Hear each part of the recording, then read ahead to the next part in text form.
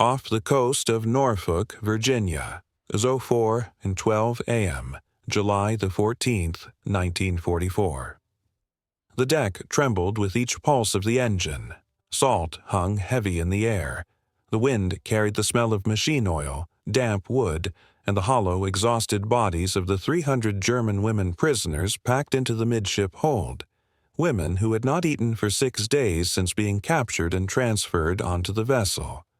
They stood pressed together like shadows, their faded Luftwaffe and Wehrmacht coats clinging to gaunt frames, hair whipped into tangles by the sea wind, eyes sunken with fatigue and hunger.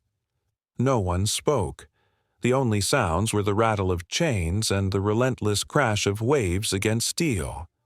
Among them, Helena Muller, 23 years old, a former Luftwaffe nurse, gripped the freezing metal railing. Her skin had turned pale under the flickering deck lamps. She stared toward the strip of violet light where the sun would soon rise. Half hope, half terror.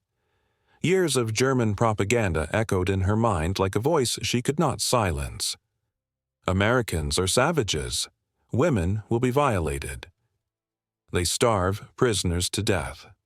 Trust nothing on American soil. Then the ship's horn cut through her thoughts, sharp, long, and warning of something about to happen. Helena Muller was born in a small valley near Augsburg, where the Bavarian summer fields stretched wide with wild daisies. Her childhood was a quiet one. Church bells drifting over the hills, her mother's apple pies cooling on the windowsill, and the rough but gentle hands of her father, a World War I veteran who avoided speaking of war at all costs. As Helena grew older, the air in Germany thickened with parades, red flags, and loudspeakers. She didn't truly believe in any of it, but she learned how to stay silent. That silence shattered when her older brother, the one who used to carry her on his back through barley fields, was killed on the Eastern Front. The death notice came in a wrinkled envelope, written in cold, empty sentences. Her mother cried without making a sound. Her father locked himself in his room for 3 days. Helena decided to become a Luftwaffe nurse not out of loyalty to the Nazi cause, but to save others from the kind of pain her family had just endured. In the Hamburg infirmary, she saw pilots even younger than her brother, bodies torn apart, burned, trembling as they called out for their mothers. The lines between right and wrong blurred until they almost disappeared. Then one night, Allied bombs fell on Hamburg. The infirmary shook as though it would split in two. Helena was thrown to the floor, a shard of glass slicing across her arm. In the darkness, the groans of the wounded blended with the crackling flames. And as the sky burned red like a forge, Helena understood. No one in this war would leave with a whole heart. When the infirmary was evacuated, the nurses boarded trucks bound for the harbor. There, their ship was intercepted by an American patrol. No one resisted. Helena looked up at the dull gray North Sea sky and wondered, so this is how I become a prisoner. Just like this? From the moment she was led onto the ship, fear became a constant scent, sharp, metallic, like the smell of a storm about to break. Helena didn't eat. She couldn't. All the propaganda she had been fed echoed through her mind. Women, prisoners abused, humiliated, starved to death. 6 days passed, and she survived only on water, sometimes licking the salt that gathered on her hand. Her stomach tightened like a fist squeezing from the inside. One night, while everyone tried to sleep through the relentless drone of the engines, Helena thought of her mother. She remembered the way her mother's hand brushed her cheek whenever she was sick. She remembered the words her mother always whispered into her ear. There are good people everywhere. Don't let your heart harden. Helena wanted to believe it. But whenever she imagined America, the place Germany had painted as a pit of cruelty. She shuddered. Helena tightened her fingers around the piece of black bread that had hardened after 6 days. Now no bigger than half a finger, so dry it could have been used as a whetstone. Her hand trembled slightly, not because the sea wind was cutting into her skin, but because of hunger and the fear of whatever waited for them on the unseen shore. A prisoner beside her, lips cracked and bleeding, whispered, Are we going to survive this?" Helena didn't answer. She didn't know either. On the upper deck, 3 American guards walked their patrol. No shouting, no guns pointed at them. Just quiet steps. Calm, almost unnervingly so. The yellow deck lights glowed against their steel helmets, making them look both foreign and nothing like the monsters propaganda had painted. In the distance, America emerged, a faint dark silhouette behind a curtain of fog. 300 German women held their breath. Helena did too. Because the moment they set foot on that land would decide whether the propaganda that had fed their fear for 4 long years was truth or lies. She gripped the railing once more. A strong wave struck the hull, tilting the ship gently. A bead of sea mist gathered on her eyelash, slipped down her cheek, and left behind a salty taste, different from the salt of tears she had not dared to cry for 6 days. Helena's hand trembled slightly, not from the wind, from hunger, and from fear of whatever waited beyond the distant horizon. A female prisoner beside her whispered in a hoarse, cracked voice, "Helena, what will they do to us?" Helena didn't answer. She only breathed in, the smell of machine oil filling her lungs and making her dizzy. She forced her mind to cling to images of home, Bavarian pine forests in autumn, church bells, her mother's embrace, but that past now felt farther away than America itself. Up on the upper deck, the silhouettes of a few American guards walked slowly. No shouting, no pushing, just patrolling. But to the women prisoners, that silence was more frightening than any command barked in German. The ship cut through the water, inching closer to shore. The rising sun began to cast a golden glow across the hull, shimmering on the dried salt, clinging to metal. Helena narrowed her eyes. She realized she was hoping for something not too cruel, hoping for food, even a single bite, hoping to be treated as something other than the horrors she had been told for years. But she quickly crushed the thought. No, Americans aren't like that. They won't be kind. She inhaled sharply, fingers tightening around the rock-hard piece of black bread in her coat pocket. The ship continued toward American soil. A land, they had been taught, was hell itself. But Helena did not know that within just a few hours, everything she believed would begin to crack, starting from the smallest things. And Helena felt her heart tighten. The truth waited ahead, and it would look nothing like what they had been taught. The morning on the far side of the ocean opened with a strange kind of light Helena had never seen before, softer than the sun over the North Sea, yet bright in a cold way, as if it were shining straight into the fears of the 300 women who had spent 6 starving days aboard the ship. As the pier slowly came into focus through the thin mist, the first sounds of America rushed in. Seagulls screeching overhead, cables clanking against steel posts, and the steady footsteps of American soldiers on the wooden dock. Helena stood pressed against the cluster of female prisoners, her eyes barely blinking for fear she might miss something dangerous. In her mind, old propaganda lingered like a scar that refused to fade. Americans were cruel, especially to women. They would be dragged off violently, shoved, stripped of every last shred of dignity. But what was happening before her eyes was the exact opposite. American military police stood in a straight line along the pier. Their faces were calm. No loud laughter, no barking commands, no sneers. One man in a steel helmet lifted his hand slightly, motioning for the prisoners to disembark. His voice wasn't loud but clear, carrying a warm undertone. Please watch your step. None of the 300 women understood enough English to grasp the full meaning, but the tone alone carried no threat, and that alone stunned them. Helena was the 13th woman to step onto the wooden plank bridge between ship and shore. Her foot touched American soil for the first time. It didn't feel like stepping into enemy territory. It felt like stepping into a void where everything was uncertain enough to steal her breath. She glanced at a young American soldier nearby. He simply nodded. No contempt, no hatred. A brief moment, but enough to knock her heartbeat off its rhythm. No, none of this was anything like what they had been told.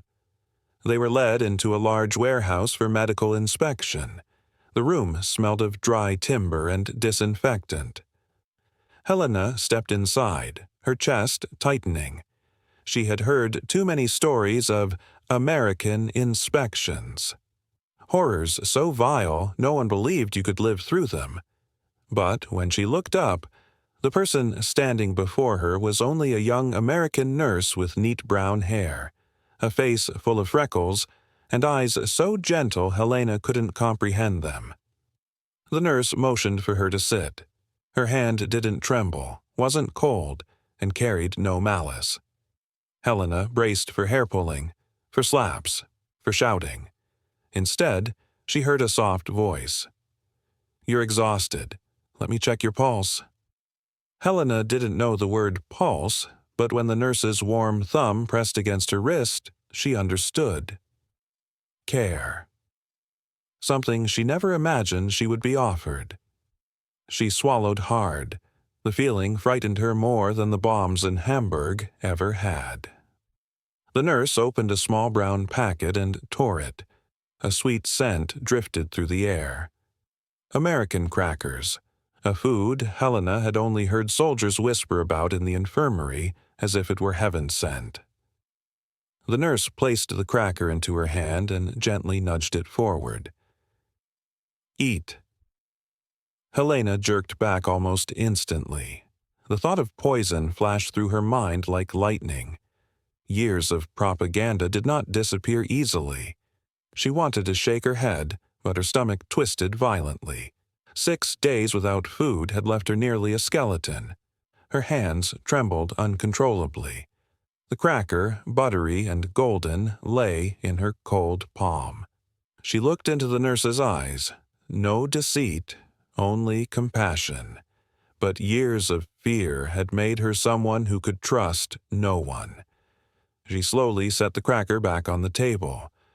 The nurse didn't get angry. She simply nodded, understandingly. That understanding tightened Helena's throat more than hunger ever had. They were led out to the loading area, where military trucks waited. The back doors were open, revealing long wooden benches on either side. Helena expected to be shoved up like livestock heading to slaughter, but the soldier standing on the truck only extended his arm and said, "Ladies, come on up." Ladies. The word struck Helena like a misplaced bell ringing in the middle of war. She climbed up, but when an older prisoner behind her stumbled, nearly falling, a young American soldier jumped down and caught the woman with both hands. He lifted her into the truck as if she were his own relative. Helena watched, and her heart clenched. Wrong. It couldn't be right. Propaganda was never wrong. Was it? So why was everything here the opposite? She sat on the long wooden bench beside a tiny window frame with no glass. The wind carried the thick salt scent of the sea. The truck rumbled to life, shaking, and slowly pulled away from the dock. The road stretched southward, cutting through fields and small towns. Americans stood along the street watching the trucks pass. Helena braced for hatred, but what she saw instead pierced her chest. A mother holding a toddler, pointing so the child could see the convoy, her face unclouded by anger. Boys on bicycles pedaled beside the truck for a moment before falling behind, their mouths open with curiosity. An old man stood on his porch, hand shielding his eyes from the sun, shaking his head with sympathy, as though watching a herd of lost, weary animals. Sympathy. No one looked at them like monsters, no one threw stones, no one shouted curses. Helena felt a pit open inside her chest, a mixture of relief, pain, and confusion so sharp it nearly took her breath. If everything she believed was wrong, then what was her life built on? The truck rolled on. Dirt roads turned into paved ones. Low trees blurred past the window like streaks of green shadow. Helena leaned her head against the truck wall, listening as prisoners behind her whispered, "Why are they so kind to us?" No one had an answer. When the truck finally stopped, the sun hung high, casting long shadows over the vast Texas plain. Helena stepped down and froze. Before her was not hell, not the brutal camp described in terrifying propaganda sessions back in Germany.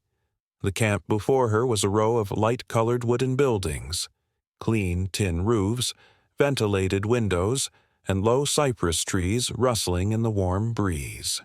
There was an old baseball field with faint chalk lines, benches under patches of shade. The barbed wire wasn't twisted into vicious snarls, only a neat, simple boundary with no smell of death. A guard opened the gate. He didn't yell. He didn't point his gun. He simply smiled and nodded. "Welcome, ladies." Helena's body trembled, not from fear, but because that greeting collapsed the wall inside her, the wall war had built for 4 long years. She inhaled. The Texas heat was warm, but not cruel. There was no shouting, no humiliation, nothing resembling what she had been taught to hate. 300 women stood frozen as if spellbound. A few broke into tears. One collapsed, not from hunger, but from shock. Helena looked around, at the buildings, the faces, the trees, the clean paths, the soldiers without hatred. America before her eyes looked nothing, like the vicious caricature painted into her mind since she was a child. She closed her eyes. Her mother's voice rose from a distant memory. "There are good people everywhere." When Helena opened her eyes again, she knew she had crossed a line she could never step back over. This was not the America they had been taught to hate. The first afternoon in camp, the Texas heat clung to the skin. It wasn't the flesh-cutting cold of the North Sea, nor the damp wind of post-bombing Hamburg. It was thick heat, carrying the smell of dry earth, sunburned grass, and faint traces of cow manure from distant fields. Helena stood under the shade of a low cypress tree with the other. Women! They had just been brought to the wooden barracks, given blankets, and briefed on basic rules. No shouting, no barking dogs, no drunken guards, but the hunger still burned. Her stomach tightened in waves, each breath like a blade slicing through her. 6 days without food, 6 days on nothing but water and a thin thread of desperate hope. Now that her body finally sensed relative safety, the hunger took its full shape. Raw, demanding, painful. From afar came the sound of an engine different from the military trucks. Deeper, rougher, with gravel crunching under its wheels. Helena turned instinctively. A dusty green pickup truck rolled into the camp yard. Something large lay under a canvas tarp in the back. 3 men rode in the truck, 2 in the front, 1 in the bed. Wide-brimmed leather hats, plaid shirts, worn jeans, heavy work boots caked with dirt. No insignia, no uniforms, not soldiers. They looked like the figures she'd only seen in German advertisements of the American West. Cowboys. The truck stopped near the group of prisoners.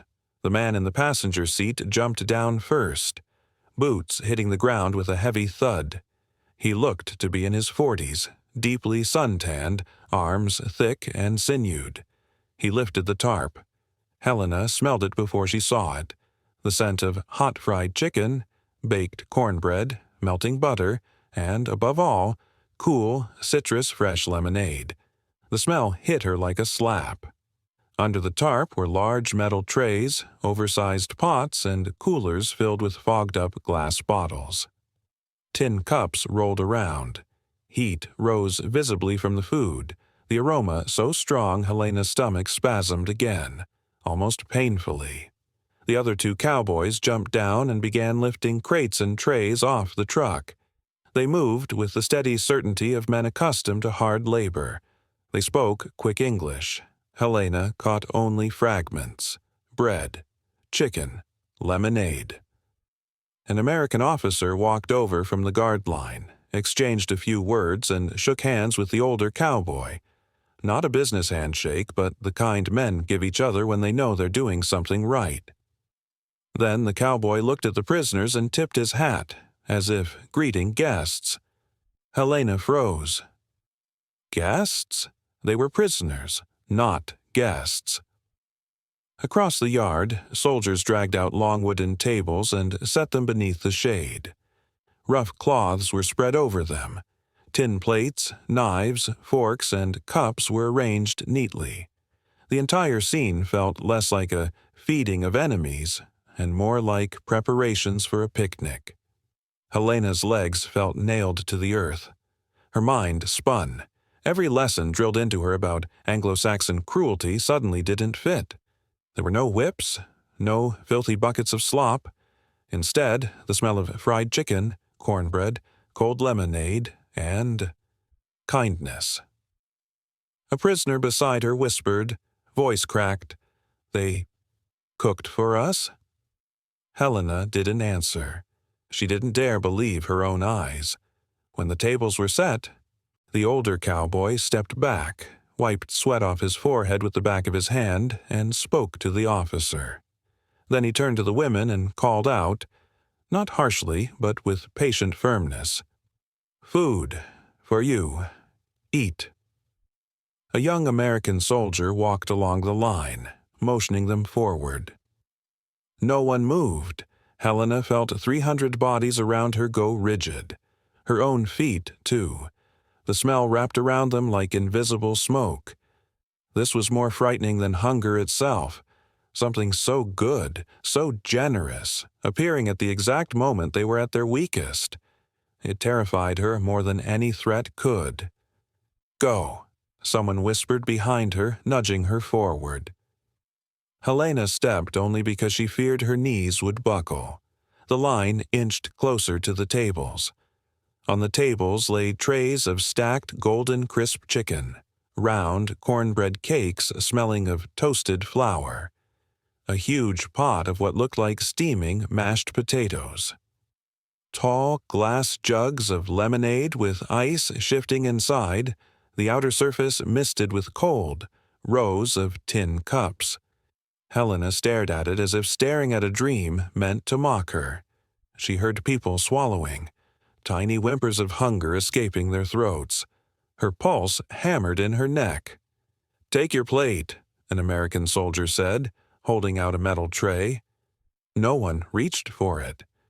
The silence grew so heavy Helena wanted to scream just to break it, but everyone stood frozen, statues trapped in fear. A young blonde prisoner in the front suddenly sobbed. Not loud, but a strangled, desperate sound. "No. No," she whispered.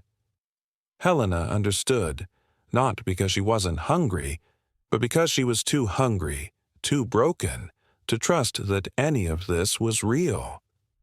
Behind her, another prisoner murmured, in German tangled with terror, "They might be filming, mocking us, making us eat like animals.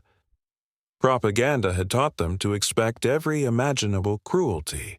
There was no room left in them for trust. The older cowboy stepped forward. He looked down the line of hollow faces, his pale eyes resting on Helena's. Something in his expression made her stiffen. Not pity, but genuine confusion, as if he couldn't fathom why someone wouldn't want to eat. He turned to the officer. "They're scared to death." The officer said something back. The cowboy hesitated a beat, then did something incredibly simple. He took a plate, a spoonful of mashed potatoes, a piece of cornbread, 2 pieces of fried chicken, a cup of lemonade poured over ice. Every eye followed him as if watching a ritual. He put the plate on the edge of the table, lifted a piece of chicken, and took a large bite. Juice ran down. He chewed, he swallowed, he stayed standing. Nothing happened. Just a man eating lunch. Silence trembled. He ate a bite of cornbread, a long drink of lemonade. Then he placed the remaining chicken on the plate and pushed it toward Helena. "For you." Helena looked at the food, then at his sunburned face. The wrinkles at his eyes were carved more by smiles than scowls. No deceit, only something she couldn't bear to acknowledge. Concern for someone labeled an enemy. Her hand trembled as she reached out. Her fingertips brushed the cold metal. The smell rose: hot chicken skin, butter, cracked pepper, toasted cornmeal. Her mind screamed, "Don't! It might be poisoned. It might be a trick. It might be—" But her stomach screamed louder. The piece of chicken felt heavy in her thin hand, warm, oily. Her heart pounded so loud she could hear it. The entire camp went silent. Even the guards were still. She raised the food to her mouth, then froze. Her throat tightened. Her wrist faltered. She looked up at the cowboy, searching for one final sign. He nodded, softly. "Eat," he said, not as a command, but as gentle advice. Helena inhaled. In that moment, every year of propaganda, every slogan, every marching song, every lesson on American barbarity, every memory of bombs and death and fear spun through her mind like a burning reel of film. She thought of her brother, gone, of the hospital, of Hamburg's flames, of her mother, of the ship, and of standing now on American soil with a stranger offering her food, asking nothing in return. She bit down. The chicken cracked under her teeth, salt, heat, crisp skin, soft meat flooding her tongue. Her body reacted long before her mind did. Her stomach seized. Her eyes stung. A tiny, broken sound escaped her throat. Nothing horrible happened. Nothing but the overwhelming ache of tasting real food after 6 days of starving. And somewhere deep inside her, something snapped. Slowly, whispers spread. Then one woman reached for a plate. Another took cornbread. Another tasted lemonade, ice cold and gently tart, slipping down a throat roughened by days of hunger. The camp shifted, clinking metal, spoons scraping, gulps, soft sobbing between hurried bites. No loud talking, but the air was different. No longer terror, but something fragile, tender, gratitude still too scared to speak its name. The old cowboy stepped back, arms folded, watching with relief. He murmured to the others, "It's good, they're eating." No pride, just quiet satisfaction. Helena finished her first piece of chicken as though every fiber of it was proof that the world was more complicated than she'd been taught. She drank lemonade, coldness spreading to her chest. Her hands still trembled, not from fear, but from astonishment. She caught the cowboy's eye. He lifted a corner of his mouth and said a phrase she only partly understood, yet felt deeply. "Good, good girls." Women around her ate, drank, some whispered clumsy thank yous. Soldiers moved among them, refilling water, passing more bread, never smug or superior. just doing something very simple: feeding other human beings. Helena looked at her empty plate. She touched the smear of grease left behind, needing to confirm it was real. She looked around. The barbed wire was still there, the rifles still slung across shoulders. They were still prisoners. The war still raged. But something had changed, not in the structure of the world, but inside the hearts of the 300 women who had been raised to hate. In that moment, if someone had asked her what had just happened, Helena wouldn't have found the words. Years later, when time had softened the memories of war, she would remember the tremor in her hand as she lifted that first bite, the cowboy's eyes, the taste of lemon and salt, the hunger dissolving, and understand that an invisible battle line had collapsed. He hesitated. Then she ate. The mornings in the Texas camp usually began with the smell of early sunlight, the kind that wasn't harsh, just warm enough to heat the wooden walls of the barracks and wake the small birds perched on the tin roofs. Helena sat on her bed, the thin blanket pulled up to her waist. She had been sleeping better for the past few weeks, but the strangeness remained. Being treated like a human being after having braced herself to become the victim of unspeakable things. On her knees lay a sheet of white paper she'd been given the night before. She had stared at it for a long time without daring to write. Now, her hand still trembled as she held the short pencil. A light breeze blew through the open window, making the page quiver like the hesitation inside her. She wrote the first line in German. "Dear Mother, I am still alive." The second line flowed more easily. "Don't worry about me." But on the third line, the pencil stopped. The words piled up in her throat, colliding with everything she had believed until now. "We are being treated kindly." She paused. Her handwriting turned shaky, smudging slightly, partly because her hand was weak, partly because of an old, familiar fear. Fear of saying something that contradicted propaganda. Fear of being branded a traitor. Fear that the letter would never reach her mother. She erased the sentence with the worn eraser carefully until only a faint gray shadow remained. She tried again. "They give us enough to eat." She erased it again. It felt like being a schoolgirl doing something wrong under the watchful eye of a strict teacher, just waiting for her to slip and reveal a wrong thought about the enemy. Helena sighed and wrote a third time. "Mother, I think what we were taught is not true." Then she put the pencil down and stared at the words, her heart pounding as if someone were knocking against her ribs from the inside. This time, she didn't erase it. For the first time, she let the sentence exist. At noon, Helena went to the inner yard to wash some clothes. A figure standing near the shade of a tree caught her eye, the young guard who had given his seat to an elderly POW on that first day. He was holding a cigarette but not smoking it, just rolling it between his fingers. When he noticed Helena looking, he gave a slight nod. She bowed, her head in return, awkward. "Hello," she managed in English. He smiled. "Hello, ma'am." His voice was gentle, not the forced politeness of someone trying to prove he was kind, but the natural tone of someone raised to speak that way. After a few seconds of silence, he asked, "You okay here?" She understood the question thanks to the English lessons they had been given. "Okay.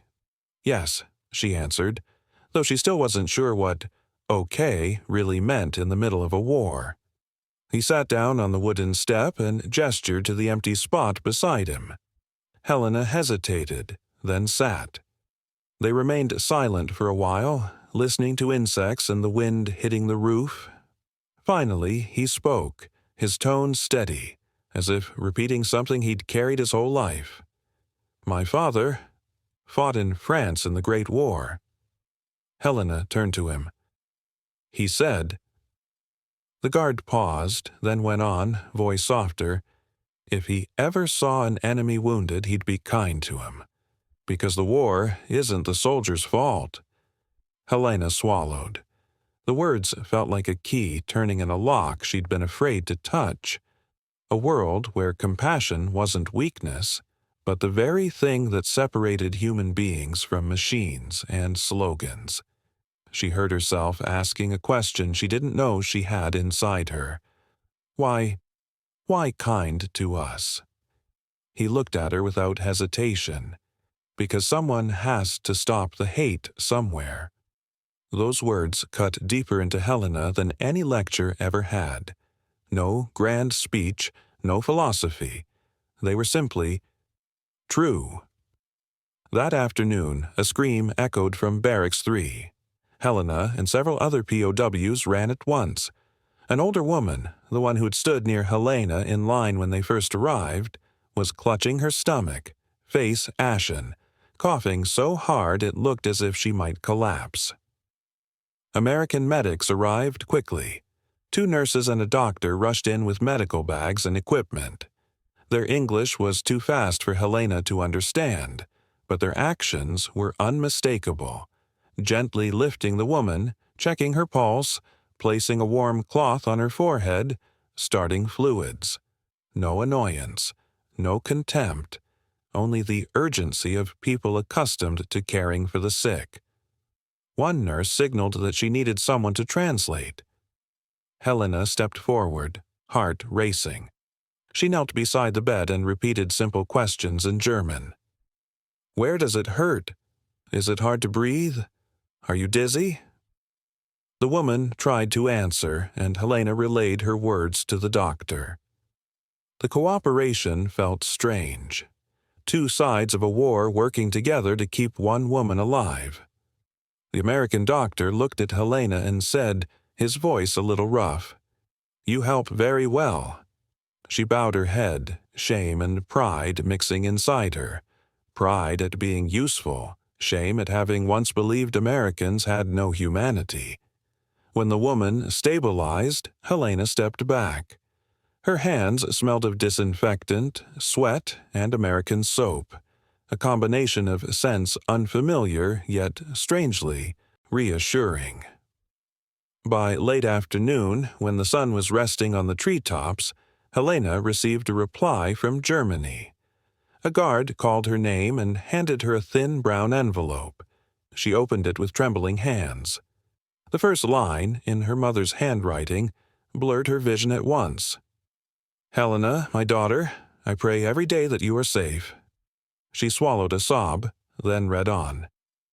Knowing that you are being treated kindly eases my heart. War makes people forget that they are human to one another. If where you are shows you the opposite, then believe what you see. Helena brought a hand to her mouth. Tears fell onto the page, soaking into the ink.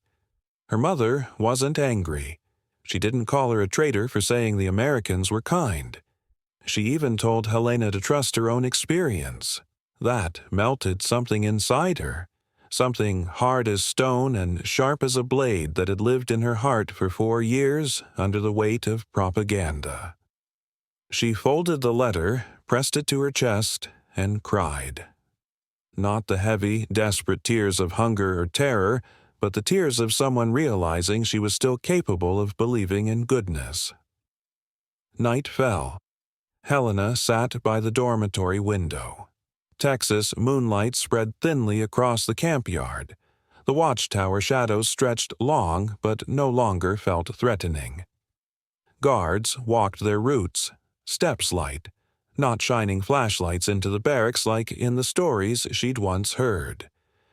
Helena leaned her head against the wall and replayed the day, the meal with the Cowboys, the cold lemonade, the conversation with the young guard, the collapsed woman, the doctor's hand on a frail wrist, her mother's letter.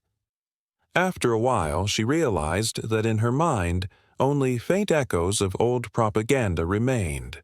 They were no longer solid, no longer absolute truth she was bound to follow. They were like rotting planks soaked through with water, splitting along hidden seams. She had once believed Americans were inhuman, but they had cared for her like a granddaughter. She had believed the enemy was always cruel.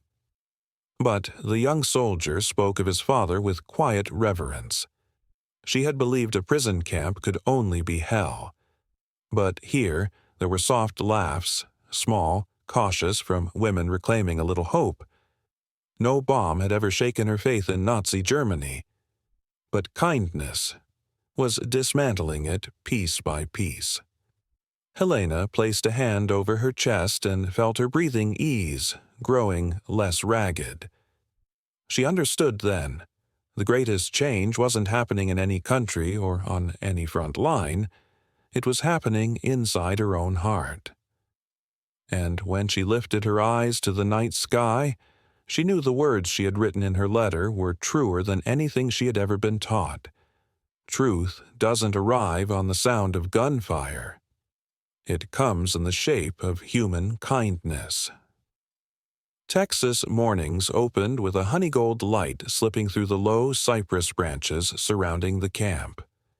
Thin dew clung to the ground, but the dry heat of this land was already beginning to rise early. Helena stepped into the inner yard with the other POWs, where they were assigned to light labor, not forced work but part of the camp's daily rhythm. Fixing a broken chicken coop, turning soil in the vegetable garden, repairing an old section of fence. As they received their tools, Helena noticed a group of American soldiers carrying hammers, shovels, and rolls of new wire.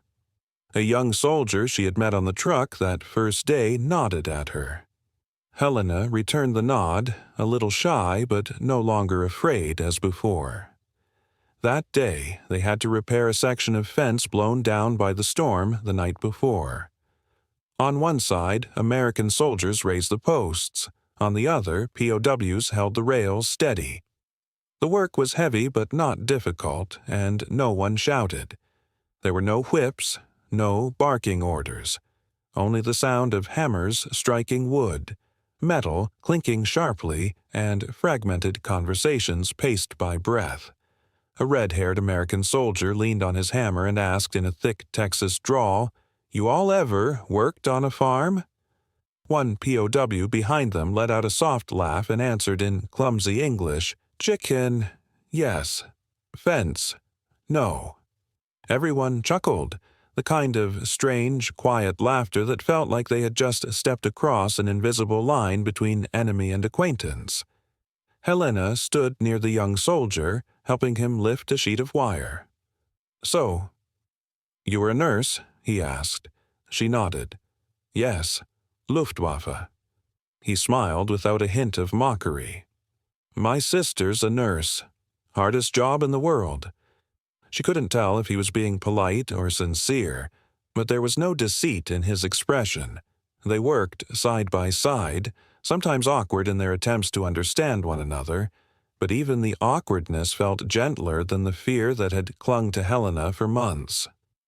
When the chicken coop was finally rebuilt, a white hen suddenly burst out of the enclosure, making several POWs jump back.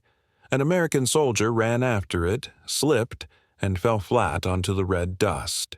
The POWs nearby burst into laughter, real, crisp, unconstrained.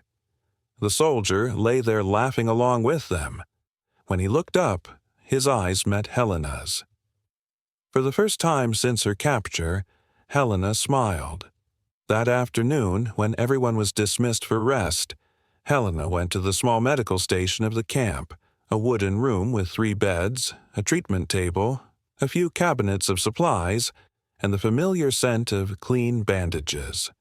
She often helped the American nurse tidy up whenever she had free time.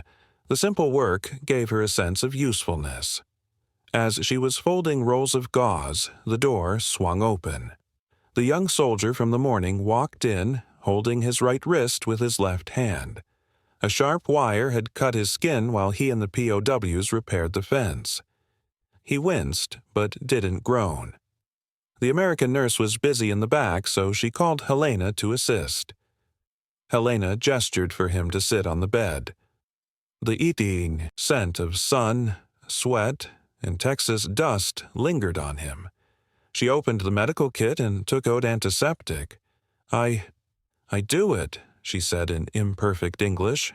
He extended his arm without hesitation, trusting her. Blood seeped from the cut across his wrist, dark red. Helena gently took his hand and cleaned the wound. He inhaled softly, not from pain but from the cold sting of the antiseptic. "War's gonna end someday," he said, looking out the window. People stay." The simple words froze Helena in place. She bandaged him in silence, but the sentence kept circling in her mind. Wars end.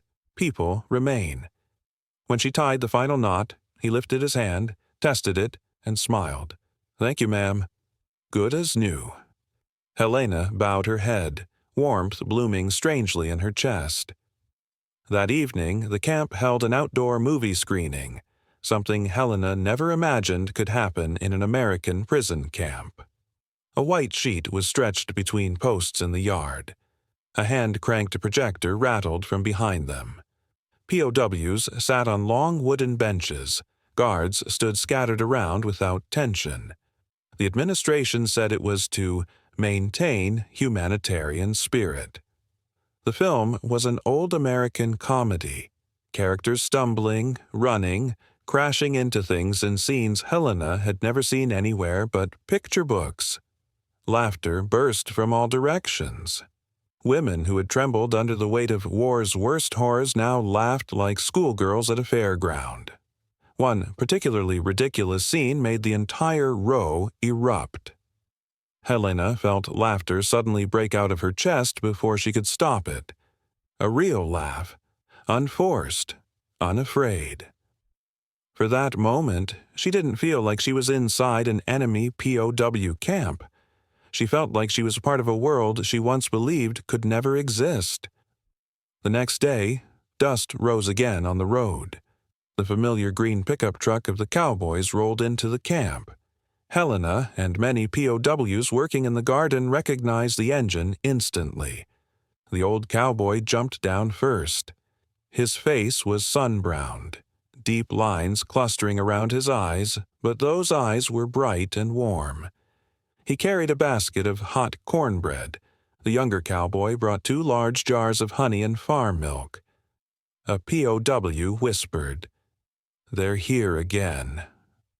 Her voice was both surprised and delighted. The old cowboy grinned wide. "Got something for you, girls?" Helena stepped forward. He recognized her immediately and nodded like greeting an old friend. "You're eating better now?" he asked. She nodded a little too quickly. "Yes, much better," she replied in carefully practiced English. He chuckled warmly. "Good. You were shaky like a scared fawn that day." Helena flushed. She remembered that first moment he handed her the meat. It felt like a memory from another lifetime. They talked a moment, short but enough to erase the last traces of distance that had once stood between them. The Cowboys handed out cornbread, poured milk into tin cups, and showed the POWs how to mix cornmeal for baking. Small things, ordinary things, but to Helena they were pieces of a world she had never been allowed to touch. Before leaving, the old cowboy tipped his hat. "Take care, girls, we'll be back." And the truck rolled away again, leaving a cloud of dust suspended in the afternoon sun. That night, the room where Helena slept was lit only by the cool moonlight through the window. Some POWs already slept. Others whispered softly in the dark. Helena sat with her back against the wall, knees drawn up, a strange peace settling in her chest. A woman across from her murmured, "Helena." They were too kind again today. Someone else responded, hesitating, "I didn't think Americans were like this." Silence followed, long enough that each of them seemed to be asking the same question. Then Helena said, slowly, clearly, admitting what she had hidden in her heart too long. The Americans are not what we were taught. No one disagreed. No one scoffed. Only silence. But it was the silence of truth newly spoken. Something had changed forever. Not only in Helena, but in every woman in that room. Women who, for the first time, understood that even enemies had hearts. The night drifted on with the sound of wind slipping through the barbed wire. And there, between those cold strands of steel, Helena felt the world grow wider, warmer, less frightening. Beneath the barbed wire, people still found their way to one another. That morning did not begin like any other, not because of the sunlight, not because of the wind, but because of the loudspeaker calling the names of the female POWs to assemble in the main yard. The American guard's voice rang out steadily, not rushed, but carrying a tone that felt different somehow. Helena set her bowl of porridge down, her heart tightening for no clear reason. "Transfer," one POW whispered. "I heard maybe—" "Repatriation," another said, her voice caught between hope and fear. Helena stood up and moved into line. Over the past months, she had grown used to the rhythm of this place. Morning work, English lessons, hesitant conversations with American guards, the Cowboys' visits, quiet evenings under the moon. But today, all of that felt as if it were slipping through her fingers. The American officer stepped in front of the assembled prisoners. He held a list and read down the lines. "Many of you will be moved to another camp, closer to prepare for repatriation." A soft hiss of breath passed through the ranks of POWs like wind seeping under a door. Tension, joy, confusion. Every emotion bled together across their faces. Then Helena heard her own name. Her whole body seemed to drop out from under her, not from fear, but from a sense of loss she didn't know how to name. The thought of leaving this place, leaving the people who had helped her become human again, leaving those she had once called the enemy, and now felt closer to than most of her own countrymen. That thought made her chest clench painfully. That afternoon, the camp prepared a surprise dinner. No one said it out loud, but everyone understood. This was the last meal before many of them would leave. The Cowboys returned in the familiar green pickup, bringing trays of freshly baked cornbread, jars of homemade preserves, and slabs of smoking grilled meat. The smell of wood smoke rose, blending with the scent of meat, roasted corn, and the heavy Texas heat, creating an aroma that made Helena freeze in the middle of the yard. The smell of something peaceful, something she was about to lose. The old cowboy climbed down, cheeks flushed from the sun. He hefted a big basket of cornbread. When he saw Helena, he let out a small laugh. "Well, look who's still here." She smiled, too, even as something inside her was quietly breaking. "Yes, still here," she replied. They set the tables under the trees. American guards brought out chairs, no longer keeping the distance they had on that first day. Some POWs helped pour lemonade and set out plates. No orders barked, no one told exactly what to do. Things were simply done, as if this were a small village sharing an evening meal. When everything was ready, they sat down. Helena looked around, faces that had once been gaunt with terror and hunger, faces that had flinched at every loud sound. Now they were smiling, genuinely. A few American guards sat at a nearby table speaking softly with the POWs like neighbors sharing a summer evening. Helena ate a piece of cornbread, butter melting across her tongue. Another bite, a bit of grilled meat, cold lemonade. All those flavors blended with the warmth in her chest, not because the food was better than in Germany, but because of who had brought it to her. When the meal was finished, the old cowboy stood, looked around the tables, and said in his slow, slightly raspy voice, "We figured. You girls should have one more good meal before the trip." No one answered, but gratitude shone plain in every pair of eyes. As the evening wound down, the young soldier came over and handed Helena a small canvas bag. Inside were a few cookies, some clean bandages, and a light blue handkerchief.